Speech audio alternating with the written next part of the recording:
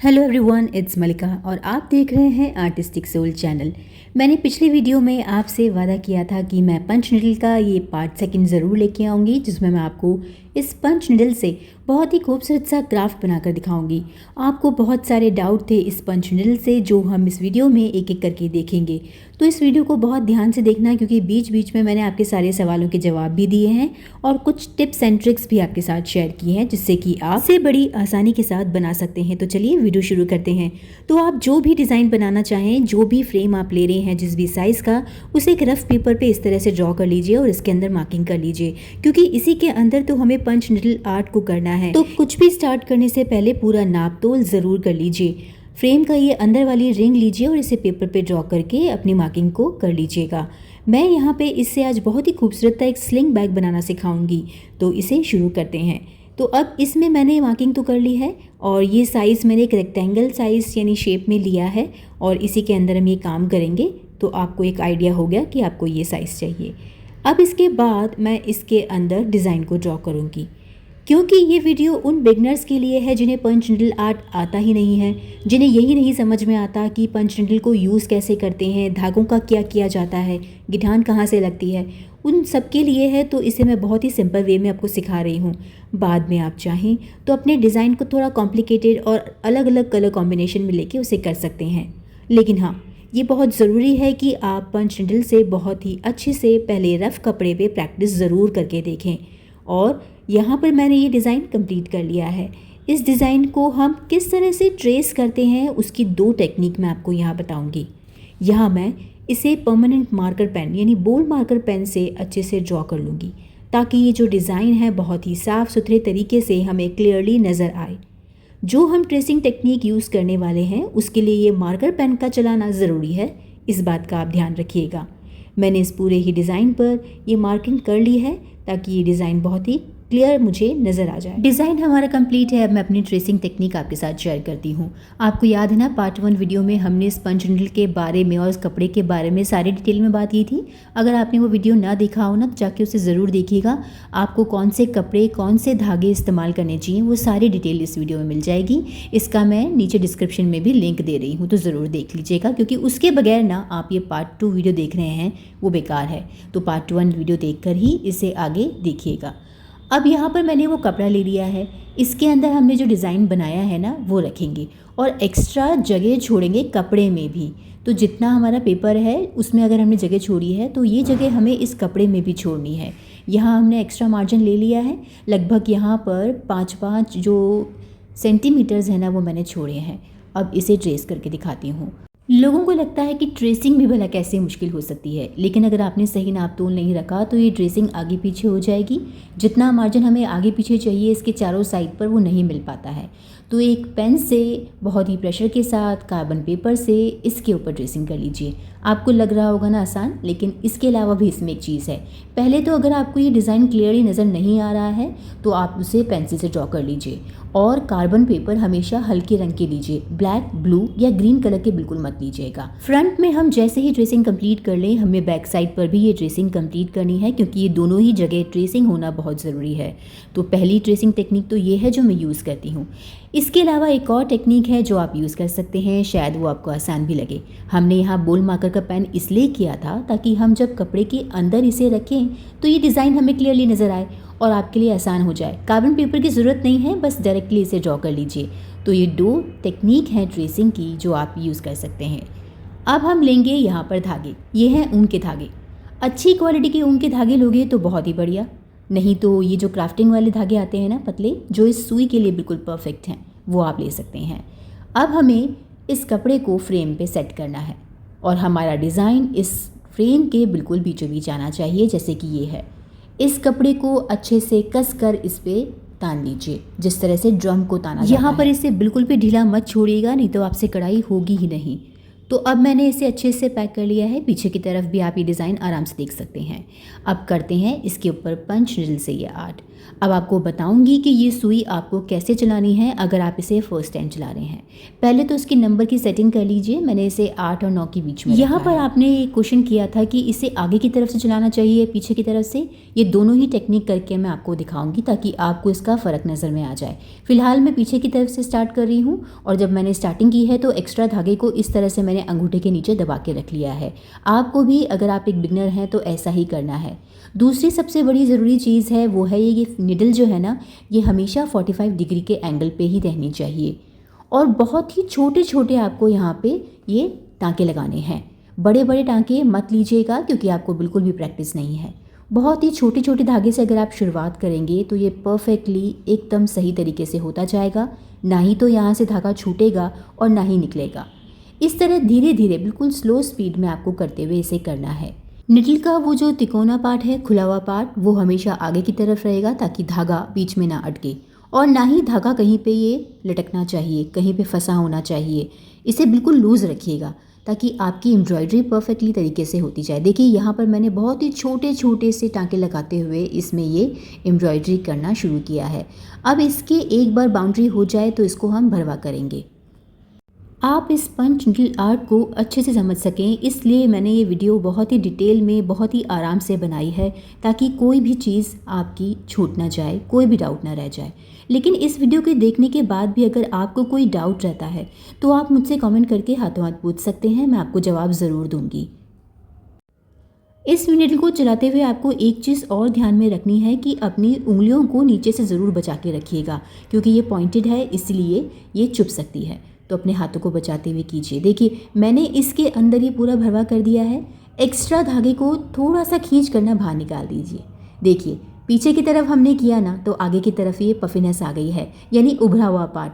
तो यही फ़र्क है, जब हम पीछे की तरफ से करते हैं ना तो पीछे तो वो फ्लैट रहता है लेकिन आगे की तरफ वो थोड़ा सा पफिनेस के साथ आता है। तो ये फ़र्क है आगे और पीछे करने का। ऐसे ही हम इसके अंदर आगे पीछे और भरेंगे। तो एक बार तो मैंने इस पार्ट में पफिनेस कर दी है, यानी इसको थोड़ा सा उभरा बनाया है, लेकिन इस दूसरे पार्ट को फ्लैट करने के लिए यानी प्लेन करने के लिए मैं इसे आगे की तरफ करूँगी। और सबसे पहले वही बात जो मैंने आपको बताई है, किसी भी डिज़ाइन की हमेशा बाउंड्री करें अगर आप एक बिगनर हैं। धीरे धीरे सुई को 45 डिग्री एंगल पे चलाते हुए छोटे छोटे कांटे लेते हुए इसे भरवा करना होगा। ये हमने भर लिया। अब इसी तरह से आपको आशा है कि ये दोनों टेक्निक जो है, ये दोनों जो फ़र्क है ना इस पंच निडल आर्ट के, इस एम्ब्रॉयडरी की टेक्निक के, वो समझ में आ गए हों। पफिनेस करना है तो पीछे से करिए, प्लेन सरफेस करना है यानी प्लेन सपाट करना है तो उसे आगे से ही करिए। तो इसीलिए हमने इस कपड़े पर ना दोनों साइड पर डिज़ाइन ड्रॉ किए थे ताकि हमें आगे और पीछे बहुत ही क्लियरली अच्छे से नज़र आएँ और हम उस आर्ट को पूरा कंप्लीट कर पाएँ।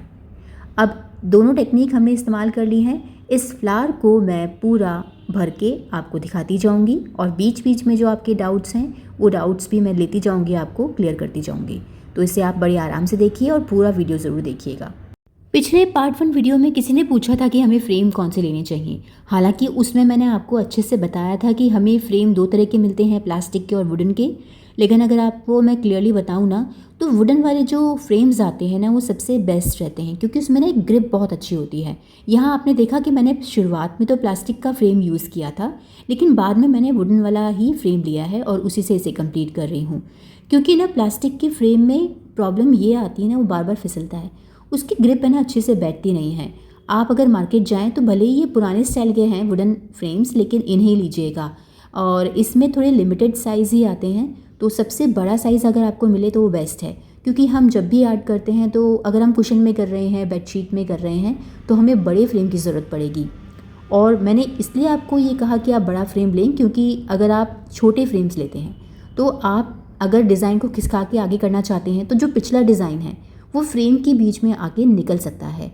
इसलिए बेटर है कि ज़्यादा से ज़्यादा कोशिश करें कि आपको बड़े फ्रेम्स मिलें, या जो थोड़े से महंगे फ्रेम्स आते हैं वो मैंने आपको दिखाए भी थे उस वीडियो में। और शॉर्ट वीडियो में भी मैंने अलग अलग पार्ट्स में आपको इसके बारे में डिस्कस करके बताया है। हर एक टॉपिक पर मैंने पर्टिकुलर शॉर्ट वीडियो बनाए हैं। पार्ट 1, पार्ट 2, पार्ट 3 आप खुद देख लीजिएगा, अलग अलग टॉपिक पे बनाए हैं। उसमें भी मैंने फ्रेम्स के बारे में आपको बताया है कि किस तरह के फ्रेम्स मिलते हैं। थोड़े महंगे होते हैं लेकिन वो काफ़ी बड़े साइज़ में भी आते हैं और उसमें एक सपोर्ट भी मिल जाता है जिससे हमें इसे हाथ में भी नहीं पकड़ना पड़ता। तो वो सारे शॉर्ट वीडियो भी आप ज़रूर देखिएगा क्योंकि उन्हें देखना भी ज़रूरी है। तो मेरे हिसाब से वुडन वाले जो फ्रेम्स हैं वो सबसे बेस्ट। एक किसी ने क्वेश्चन किया था कि वो जब करते जा रहे हैं ना इस एम्ब्रॉयडरी को तो धागा हाथों हाथ ही निकल रहा है। वो धागा इसलिए निकल रहा है क्योंकि आपने बड़े बड़े टांके लिए होंगे या वो धागा ना उंगली के नीचे दबा के नहीं रखा होगा या धागा आपका कहीं से खिंच रहा होगा। इस धागे को बिल्कुल फ्री रखना होता है और छोटे छोटे धागों के टांके लगाते हुए इसे करना होता है। तो ये क्वेश्चन का जवाब मैंने दे दिया। इसी बीच में हमारी ये एम्ब्रॉयडरी भी कंप्लीट हो गई है। अब मैं इसे आपको फ्रेम से निकाल के दिखाती हूँ। देखिए पूरी कंप्लीट होने के बाद ये कितनी खूबसूरत लग रही है। पीछे इतने सारे धागे हैं ना।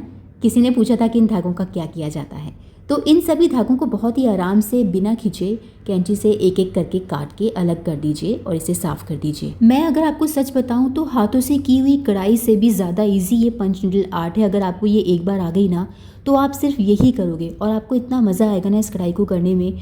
आप हर बार चाहोगे कि आप इसी नीडल का इस्तेमाल करते हुए अलग अलग चीज़ें बनाएं। क्योंकि मुझे भी पहले ये बिल्कुल झंझट भरा लगता था। स्कूल टाइम पे मैंने वो नीडल खरीदी तो थी लेकिन इतने सालों तक इस्तेमाल नहीं की। पर एक दिन बहुत ध्यान से इस आर्ट को अच्छे से सीखा और बहुत प्रैक्टिस की तो आज मेरी ये फेवरेट आर्ट है। यानी मैं ऐसे ही एम्ब्रॉयडरी करना पसंद करती हूँ। देखिए अब मेरा यहाँ पर एम्ब्रॉयडरी का काम तो ख़त्म हो गया, पीछे से सारे धागे भी कट हो गए। आपका क्वेश्चन था कि इसे सिक्योर कैसे करते हैं, गांठें कैसे लगाते हैं। तो इस आर्ट में ना कोई गांठ नहीं लगती है किसी भी धागे में। इसे सिक्योर करने के लिए हमें इस फैब्रिक ग्लू की ज़रूरत पड़ती है और इसे लगाने की टेक्निक भी आप समझ लीजिए। आपको ये फैब्रिक ग्लू एक अलग से कंटेनर में निकालनी है। इसमें लगभग 1-2 चम्मच के बराबर पानी डालना है और इसे डाइल्यूट करना है। बहुत ज़्यादा गाढ़ी ग्लू फैलेगी नहीं और बहुत पतली आपके आर्ट को ख़राब कर देगी। इसलिए बहुत ही ध्यानपूर्वक इसमें हल्का सा पानी मिलाकर इसे डाइल्यूट कीजिए और कपड़े के पीछे की तरफ हमारे जितने भी धागे हैं ना उनके इस पर ब्रश की सहायता से इसे अच्छे से स्प्रेड करें। आप बिल्कुल भी इसमें कंजूसी मत कीजिएगा क्योंकि आपकी थोड़ी सी कंजूसी भी ना इस फेविकॉल की अगर आप कंजूसी करते हैं तो आपका ये आर्ट बाद में ख़राब हो सकता है। एक भी धागा खिंचा तो ये पूरा का पूरा जो एम्ब्रॉयडरी है वो ख़राब हो जाएगी। इसलिए भर भर के अच्छे से सिर्फ इन्हीं धागों पर, कपड़े पे मत लगाइएगा, इन धागों पर डैब डैब करते हुए इसे ब्रश की सहायता से पूरे धागों के पोर्शन पे लगाते जाइए। ये फैब्रिक ग्लू है, स्पेशली कपड़ों के लिए आती है, तो बिल्कुल चिंता मत करें, ये आपको धोखा नहीं देगी। इसे लगाने के बाद आपको इसे 2-3 घंटे सूखने के लिए रखना है। और देखिए ये ग्लू ना आगे की तरफ नहीं पहुंची है क्योंकि हमने इसे धागे पे लगाया है। बस आपका ये काम जैसे ही हो जाए इसे धूप में 2-3 घंटे आराम से सूखने दीजिए। पूरी रात पे रखेंगे तो और बढ़िया। तो मैंने इसे सुखा के रख लिया। अब ये इतना कड़क हो चुका है कि इसे निकालना यहाँ से मुश्किल है। तो हो गया ना आपके धागे सिक्योर और आपकी पंच नीडल आर्ट भी बहुत अमेजिंगली तरीके से इस पे रही। तो हमारी एम्ब्रॉयडरी कंप्लीट है और पता है मैंने इससे क्या बनाया है? मैंने इससे एक बहुत ही खूबसूरत सा स्लिंग बैग बनाया है। इसकी स्टिचिंग मैंने इस वीडियो में आपके साथ शेयर नहीं की है क्योंकि ऑलरेडी मैंने आपको ये वीडियो दिखाया था पहले भी, जिसमें मैंने आपको इस तरह के बैग सिलने बताया थे। ये बिल्कुल वैसे ही बनेगा, बस इसमें हमने एक एक्स्ट्रा बेल्ट साइड में लगा दी है। तो अगर आपने ये वीडियो नहीं देखा है ना इन बैग्स को बनाने का, तो आपके लिए मैं यहाँ नीचे डिस्क्रिप्शन में इसका लिंक भी डाल रही हूँ और उसे जाके आप चेक कर लीजिएगा। तो आज के वीडियो में हमने पंच नीडल एम्ब्रॉयडरी करना तो सीख ही लिया, साथ ही साथ एक बहुत ही सुंदर सा एक स्लिंग बैग भी बना लिया। आपने कहा था ना कि कुशन कवर या कोई पाउच बना के दिखाएं, तो पाउच बनाने से बेटर मैंने सोचा कि स्लिंग बैग ही बनाकर दिखा देती हूँ जो यूज़फुल भी है। तो आई होप आपको आज का ये वीडियो पसंद आया होगा और बिगनर्स के लिए तो ये बहुत ही अमेजिंग वीडियो होगा ऐसा मुझे लगता है। ज़रूर कमेंट करके बताइएगा कि ये वीडियो आपके लिए हेल्पफुल रहा या नहीं।